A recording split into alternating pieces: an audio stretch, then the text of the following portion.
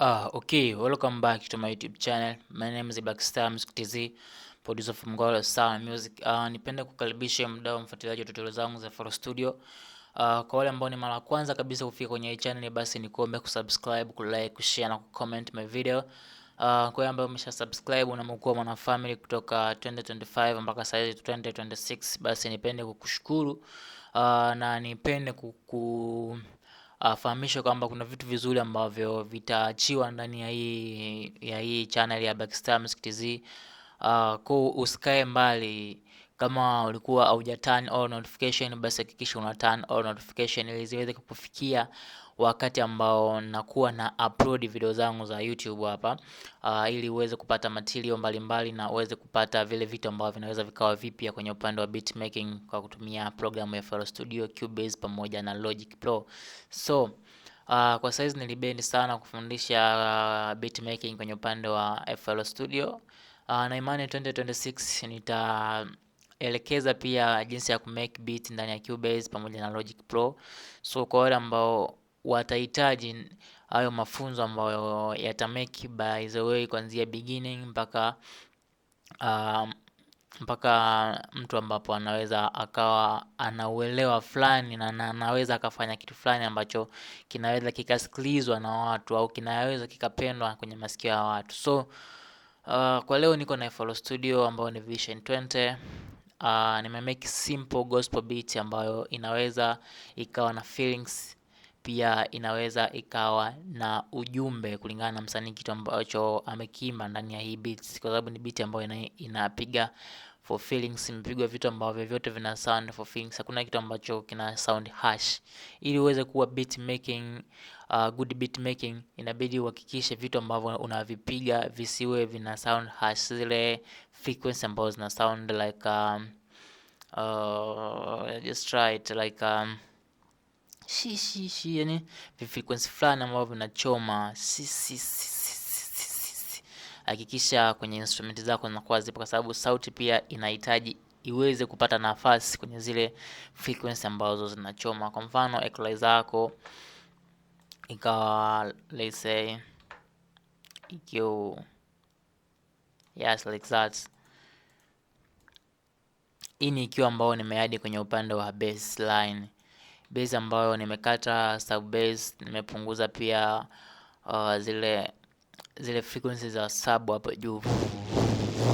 So nikakati kwa sababu nilikuwa sihitaji, pia nikakati kwenye upande wa mid kwa sababu nilikuwa sihitaji bass iwe na mid sana, nilikuwa nahitaji bass iwe imejaa. Pia nimekati high frequency kwa sababu huko pia sihitaji bass, ni sehemu ambako vocal zitahitaji nafasi hapo baadaye. So pia nimekati high, nimekati some mid, nimekati some sub bass kwa hapa juu. Pia nimetoa low ambazo zinakuwa huku chini kwenye 12 kHz mpaka kwenye 20 kHz. So nimekati hapa kwenye 12 ili nisikati sana bass yangu ikakosa nguvu. So nimekati mpaka 12 kHz. So kHz kuna 12 Hz. So bass yangu ukisikia inavyo sound, ina sound let's say ni mute bass tu ikiwa na EQ, ina sound ni mute hiyo guitar.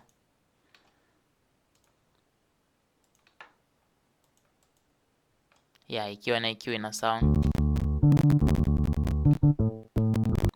Let's say niongeze bufferance kidogo ili tuweze kuelewana.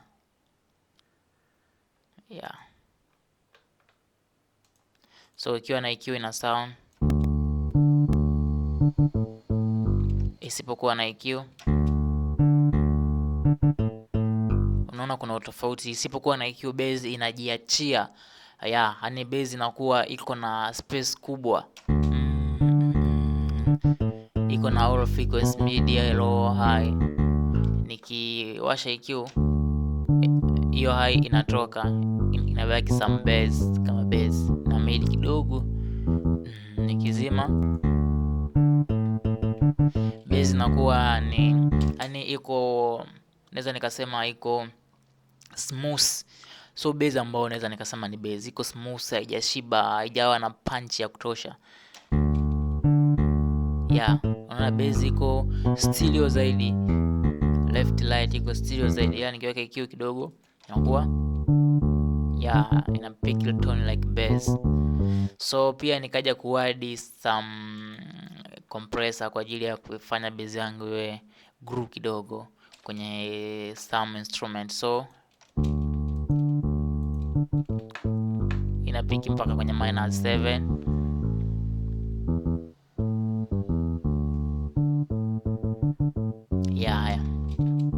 Kitu kama hicho. Nikizima pia EQ, unaona bass bado inakuwa inajiachia, inajipa nafasi kama hiyo. Nikawasha EQ kidogo, inakuwa ina compress bass yangu, inakaa kwenye level kitu kama hicho. So kitu cha kwanza kuzingatia ni kujua frequency ambazo zinahitajika kwenye instrument na frequency ambazo hazihitajiki kwenye instrument, ili we beat making. Kwa kama ni beat making, fanya beat yako making, fanya ku make beat afu peleka sehemu fulani wakai mix beat ili kae perfect zaidi. So nikaja kupiga some melody ambayo ni guitar. Hii guitar kama jinsi ambavyo unaona, nilipunguzia sauti mpaka kwenye -9 kama hivyo. Afu nikaja kuadd send flute send kama hivi, ikaongeza punch ya guitar na ikafanya ikawa stereo zaidi. Nikizima, let's say tuone hapa, nifanye hivi, hii flute send nikizima,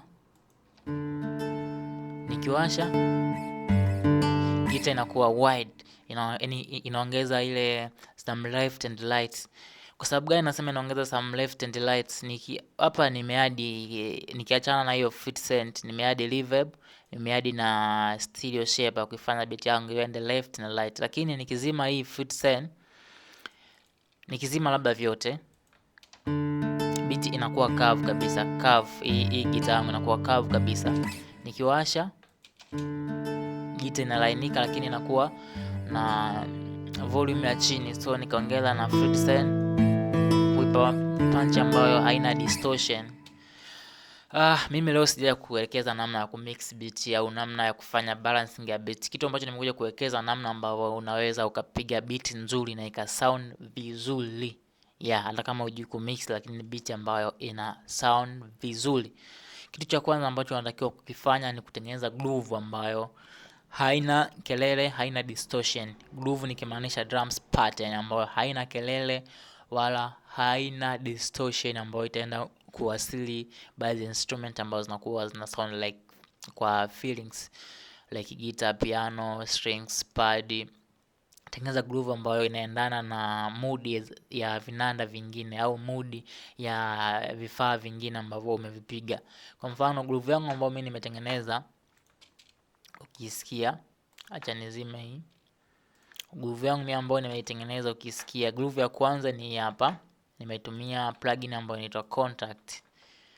Nikaenda kwenye Jazz Kit, nikapiga groove yangu. Let's niwashe huku.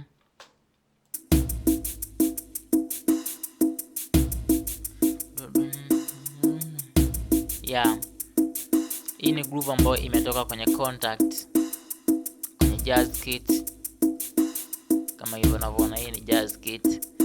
Ina sound smooth, haina kelele, haina distortion. Nikaja kuongeza na zile drums za nje za kuwadi, ambayo ni ya kwanza ilikuwa nilimshot.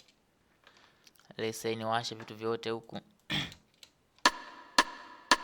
Ili mshot niliadia reverb ili iweze kulainika, isiwe curve sana. Nikizima reverb ni curve, nikiwasha kidogo inalainika, inapata inakuwa kama feelings fulani, afu inakuwa na room. So nikaja kuadi kitu kingine ambacho ni adds. Nikaja kuadi snare. Hii snare sijaitumia, nilizima kwa sababu iko na kelele, iko na harsh frequency, pia iko na zile mid ambazo zina kelele va. Kitu ambacho nilikuwa sikitaki kwenye beat yangu. so nilikuwa sihitaji kelele, nikazima, nikaja kuadi kiki. Yeah, nikaja kupiga chords ambazo zina sound better kutoka kwenye FL Key, ni plugin ya ndani ya FL. So hii ni key C na nimeitranspose kwenda kwenye A sharp major. Ni key C major nikaitranspose kwenda kwenye A sharp major.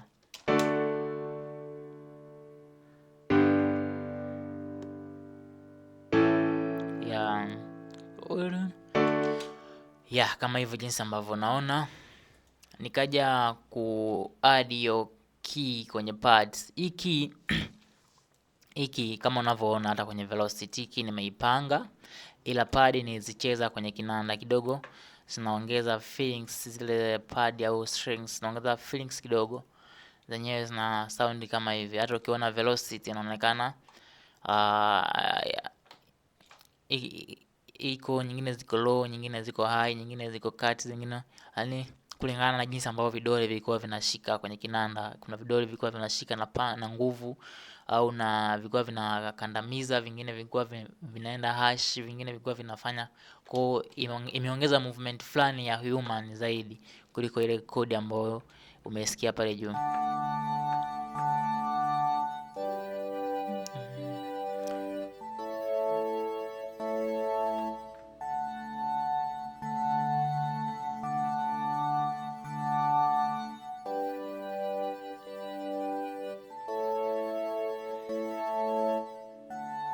Yes, kama hivyo nikaja kupiga kitu kingine ambacho ni gita. Sasa hii kama ulivyoisikia kutoka pia kwenye contact.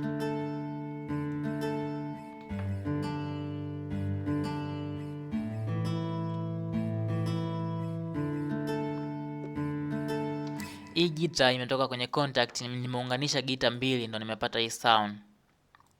Gita ya kwanza ni zote zimetoka kwenye Yamaha Pike PRS 900.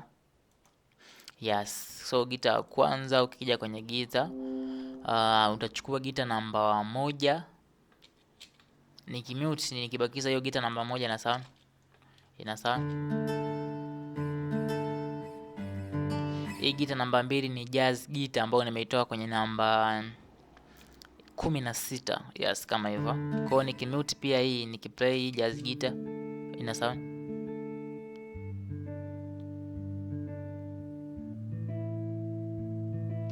Nikiongezea sauti kidogo jazz gita.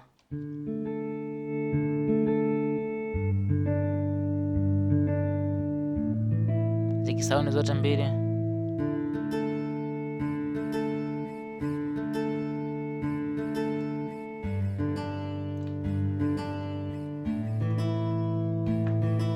Kama hivyo zinaongeza feelings fulani hivi, afu ni good melody fulani ambayo ya iko poa zaidi. So nikaja kuadi kitu kingine ambacho ni bass line.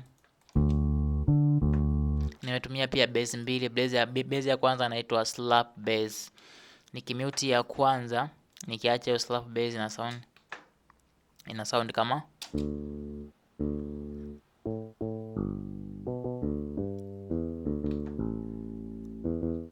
nikimute slap bass nikaacha 4 front bass. Yes, kama hivyo ina sound like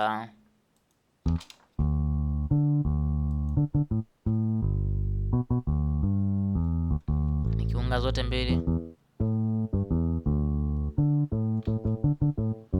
Yes, kuna kitu kinaongezeka kwenye bass, bass inakuwa yani iko na mood. Nikiacha hii moja inakuwa ni curve. Nikiacha pia ya juu inakuwa haijatosheleza. Yes, ila nikiziunga zote mbili. Yes, kitu kama hicho. So nikaja kupiga kitu ambacho ni rhythm ya beat, au ni kitu ambacho kinaongeza feelings zaidi kwenye beat, kimetoka kwenye Morphine. Yes, nilipiga kama soul lead hizi. Kitu kama hicho ni lead. So iko ina sound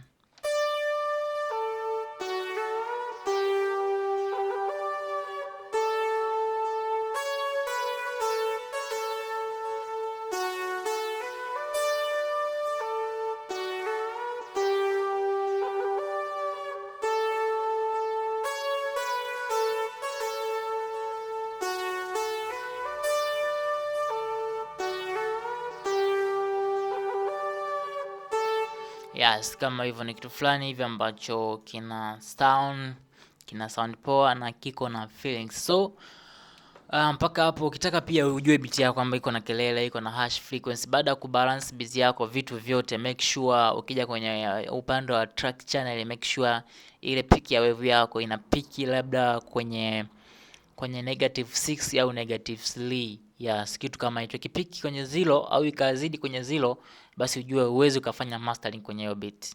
Hata ukifanya mastering bado beat yako itakuwa na harsh frequency, itakuwa na kelele, itakuwa haieleweki. Kwa make sure beat yako inavyo sound baada ya kufanya mixing, balancing. Unaona vitu vyangu hapa kwenye mixer track ambavyo nimevibalance, vingine vimepanda, vingine vimeshuka, vingine vimefanya nini. So hicho ndio kitu ambacho kinahitajika. Vitu ambavyo viko low viko vimepanda zaidi, vitu ambavyo viko high volume vimeshuka, vitu ambavyo viko high zaidi vimeshuka zaidi. So kulingana na kitu ambacho jinsi ambavyo kilikuwa kina sound, na je yani nahitaji kisound kikiwa na volume gani, au nahitaji vikiwe kina soundia kwenye position gani.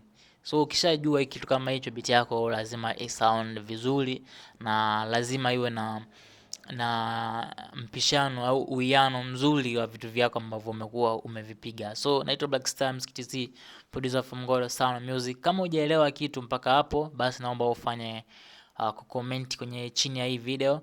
Mimi nitajua kitu gani ambacho nimekosea na kitu gani ambacho watu wangu hawajanielewa. Kwa kama nimefundisha faster mtu bado hajaelewa, unaweza ukaliwind video au ukacomment hapo chini ukashauri nifanye nini, nifundisheje au niwaelekezeje ili muweze kuelewa na muweze kuwa pamoja, ni tuweze kuwa sambamba zaidi. Naitwa Black Star Mskitiz, producer from Golo Sound Music. Tusikize beat jinsi ambavyo na sound. Tukutane kwenye kipindi kijacho.